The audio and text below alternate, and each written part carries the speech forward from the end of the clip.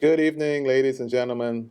I'd like to welcome you to yet another investor update. I'm your host, Dan Theok, Senior Vice President of Investment Banking at Mayberry Investments Limited.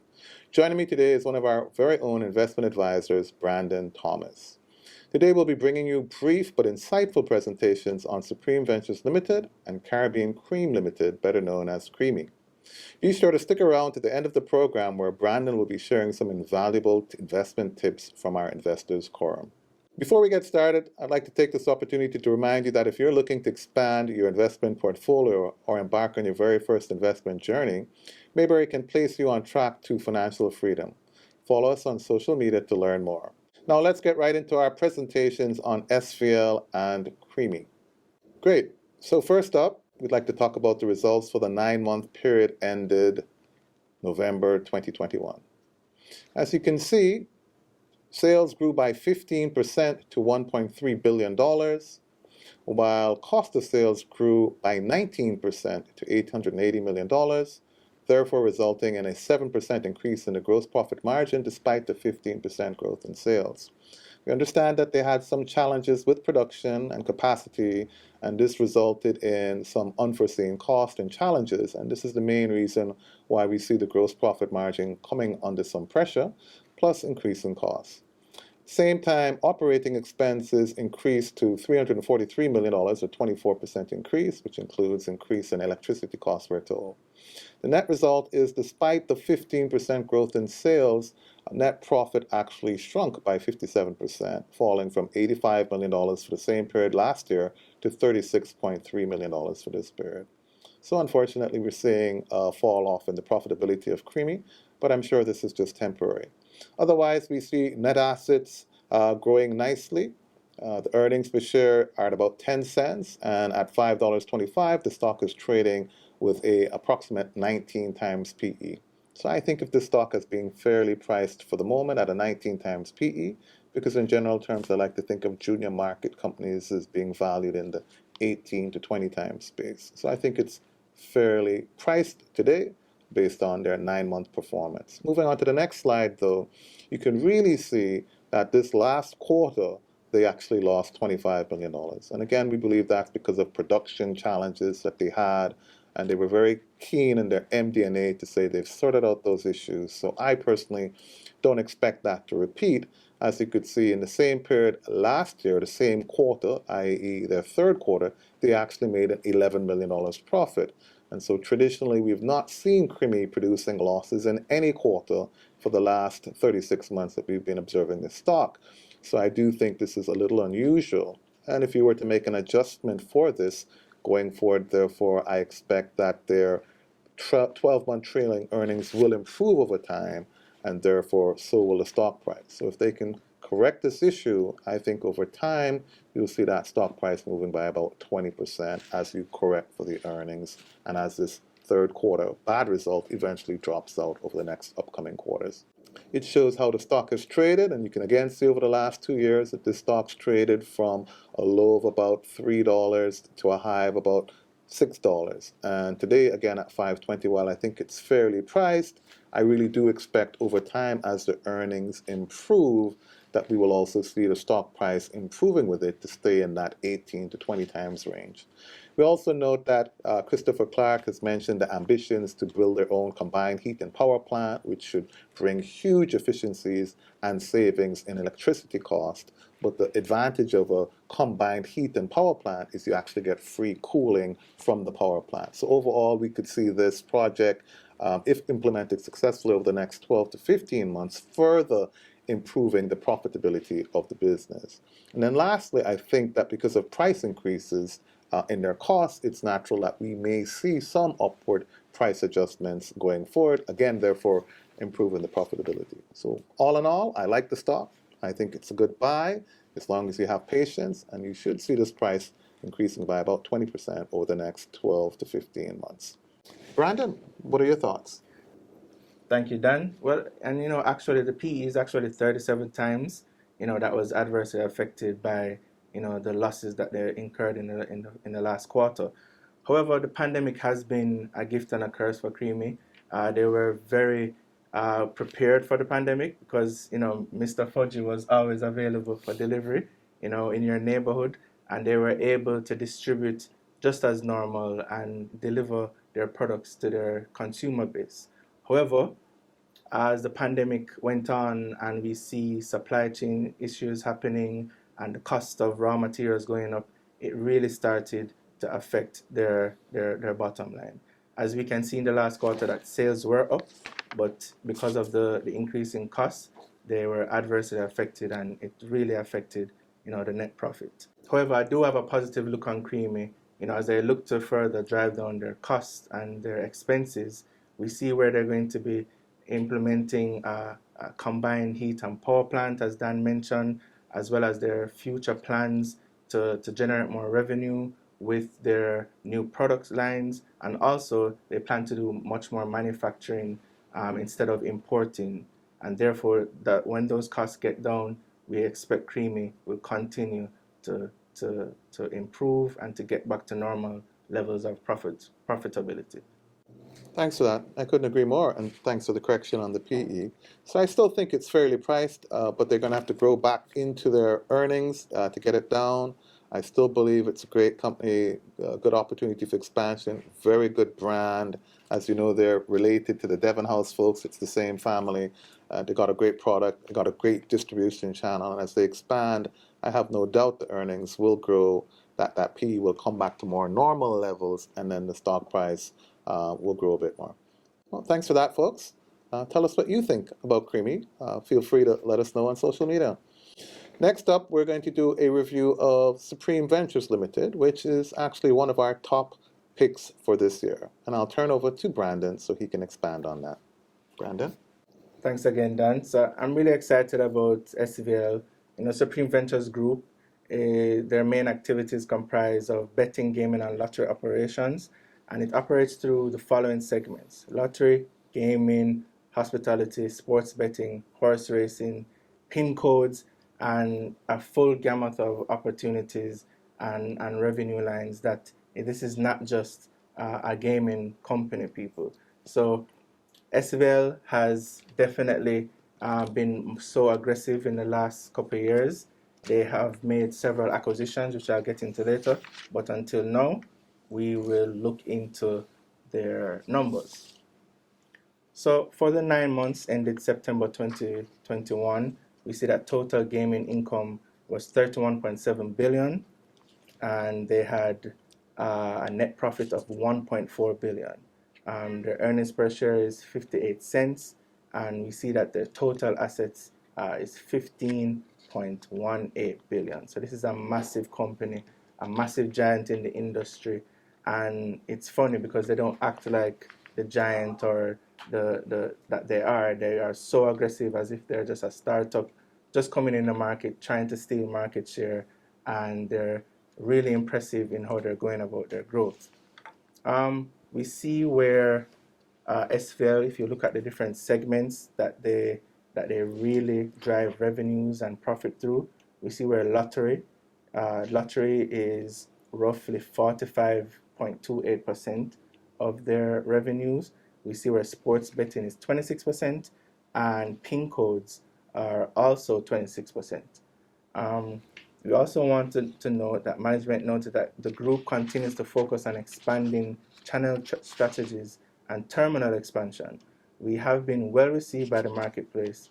SV Games has seen exponential growth in both usage and growing the number of active online users due to the increased numbers of games that can be played on the platform, as well as a strong promotional and product enhancement activities.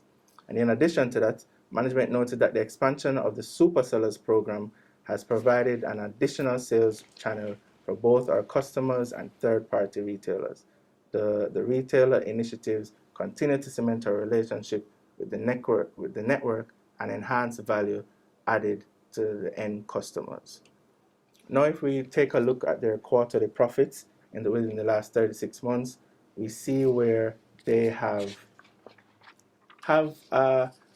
mostly always are up above the 600 million profit line. However, if you notice, that in the last quarter, the third quarter, September, ending September, they had the net profit of 312 million. Now that was adversely affected by the lockdowns and the curfews, which obviously would have prevented a lot of their patrons to go out and buy their cashback tickets, bet on the sports games, and just really affect how the revenue would come in. However, we do expect that this next quarter that they will be reporting on, as the economy was opened up and there was no curfews and extended curfews and no lockdowns, we would expect SVL to get back to strong profit and revenue generation. I do want to note that when I spoke to how aggressive they were and how impressive that is, in the last couple of years, we see where SVL has taken a 51% stake in Michaela Financing. We see they're taking a majority stake in Anybet, which is a post-to-post gaming. They made a major acquisition into Champion Betting. They started exporting the Caymanas horse racing to North America and Ghana. The SVREL, which is Caymanas, has a partnership with Choco Cove. They recently announced a partnership with Main Events, production company. They have a SV Business Hub, which is a back office for small and medium-sized businesses. They're exporting cashback to South Africa. They plan regional expansion. I mean, Dan, they're just doing everything. So in terms of the outlook for SVL, I'm really bullish. I really believe that they will just continue to go from strength to strength. They're a strong dividend-paying stock. And yeah, this is our top pick, and you can't go wrong with SVL. Dan, you have any thoughts? I do. Thanks for that, Brandon. Of course, I do want to declare interest. So there's no secret that Mayberry is a large investor in SVL, and the executive chairman, Gary Peart, happens to also be the CEO of Mayberry. That being said, my advice has nothing to do with the relationship. SVL is just a great company, and I know there's been fear of threat of competition, but the reality is SVL is the dominant player by far, spending well over 50-60 million dollars every month just on marketing, doing over $3 billion in payouts per month. They're just a big giant in the game. So SVL is a giant, and there's no doubt it's a great company, expanding, and I guess that's Gary Peart at work. I have no doubt we're going to continue to see them expanding, and there are great opportunities in the mobile segment, online segments, and I expect these guys to continue growing the profitability of the business in the upcoming months, and I'm going to predict that at least one out of those two rivals will fall up by the wayside in the next 12 to 15 months. They simply can't keep up with the amount of business that SVL is doing, with the marketing spend, with the payouts, and the strong branding of SVL. So I think this is a great company. It's the reason why it's one of our top picks. Definitely watch this stock over the next 6 to 9 months and continue to look for and expect great innovations from SVL. Well, thanks for that, Brandon. Really appreciate it. Okay, so moving on to our next segment, where we'll have a special Investors Corner, and we expect to be getting some tips from young Brandon Thomas. Brandon. Thanks again, Dan. So today, the tip that I have is dollar cost averaging. So to define it for the folks out there, dollar cost averaging is an investment strategy in which an investor makes regular, periodic purchases of a security regardless of the price. So, for example, you get to salary and you take 50,000 every month and invest it in a particular stock or two over the long term. This is a great strategy for individuals who, they earn a consistent income, but they might not have a large lump sum to invest right away. It also keeps, emotions in check so that you don't feel like all of your chips are on the table, and, the fluctuation in prices for those who, doesn't have a strong stomach. Also, for example, to give you a good example of how powerful dollar cost averaging is, I ran the numbers. Then there's a cool website called MyMoneyJA where you can look at what dollar cost averaging can return for you. And if you invested $50,000 a month for the last 10 years in SVL, right, up to this date, you would have invested a total of $5.87 million. However, you would have currently get earned in dividends only $4.9 million. I mean, that's just amazing that the dividends from the SVL dollar cost averaging would have almost paid about 80 to 90% of your total invested income. However, your current value from that $5.8 million investment in total would now be currently valued at $21.2 million. That's a gain of $15.3 million over 261%. So that gives you a great idea of how powerful dollar cost averaging is. But obviously, it does take a certain level of discipline. I want to get into an acronym for you guys that you can remember for dollar cost averaging. So D, define your goal so you know what you want to achieve, and that will allow you to go about the right strategy in achieving it. Then for C, in the dollar cost averaging acronym, choose your stock wisely. Obviously, you want to choose a company that will be around in 10, 15, 20 years, continually growing, and an aggressive company always seeking to improve and to increase market share, and you can't go wrong. And for the A, I have two words for the A. One, your attitude has to be right, meaning you have to have a certain level of discipline to every month or to every other month, however you earn, to consistently invest over the long term.